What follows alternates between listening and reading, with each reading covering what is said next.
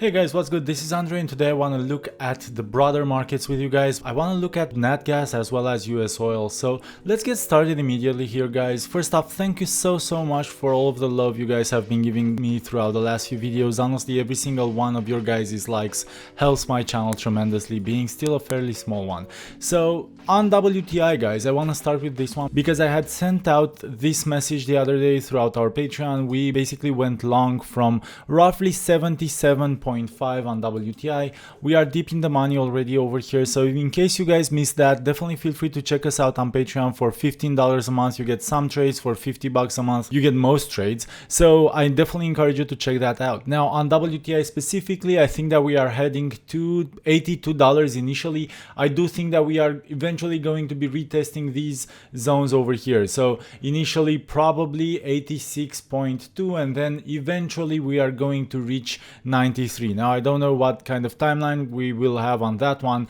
I still think that we are going to probably look something along the lines of the following. We are going to rally to 82, then base in some shape or form and rally again from here. So if I were to kind of take a wild guess, I would think that this is the way the move is going to be looking like. Now on NatGas, guys, it's really interesting what's going on here. We are making kind of a basing formation here, so I'm not sure if it's starting to look like a cup and handle or like whatever. I really don't know, but this entire move from over here definitely looks a ton like a basing formation. So that TLDR translates into more room to the upside. We obviously went from a pretty cold winter on the European side of things to a really hot summer kind of throughout the globe, so that leads into a higher demand, and so that is a really strong fundamental reason for NatGas to continue rallying. The problem is that I don't really know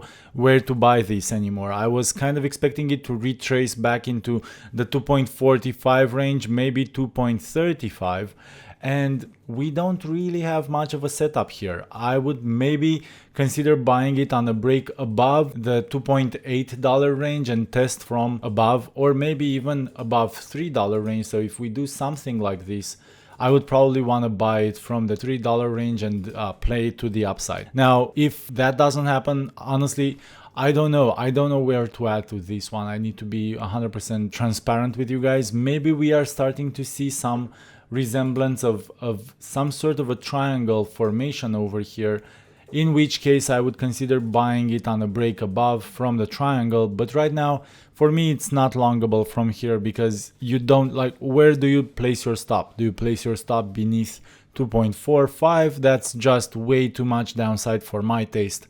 It's way too risky, so I'm not gonna come anywhere near that. You can probably make a case of it on a 4-hour or 1-hour chart and try to play the intermediate swings, but that's not really the game I'm in, so I will stay away from it. Now on the NAS 100, so Nasdaq, QQQ, whatever you guys are trading, this is really interesting. It's probably going to be the most important week we will be having in the stock market for weeks or months or maybe even quarters to come. We've got the Fed deciding on another rate hike. We've got Apple, we've got Meta, we've got Google reporting earnings. So this is gonna be make it or break it for Nasdaq. What's interesting is that we initially had divergence over here on the MACD, but we kind of worked that off, so we don't have divergence anymore. It's quite interesting to see what's gonna happen from here. It doesn't look much like a topping formation, so there's nothing shortable here. I would love nothing more than to go short Nasdaq after such an intense rally, but there's not a lot of premise to do so, so I'm just staying away.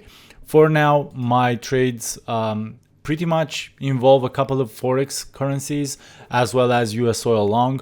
Then I was long US wheat. If you guys follow me on Twitter at Trading Crew US, you saw that we bought it off of the $650 range. We did that in Patreon as well, so another shout out to check us out there. We bought it right at the bottom of this triangle at 650.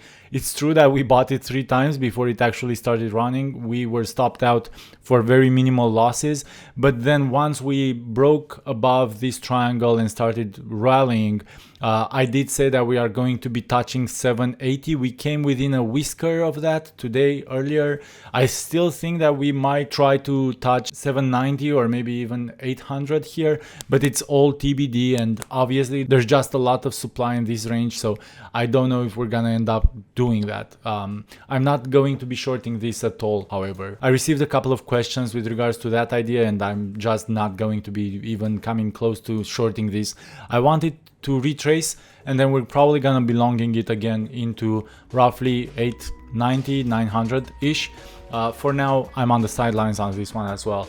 So that's kind of it for today, guys. I'm going to be covering a lot of cash secured puts in tomorrow's video.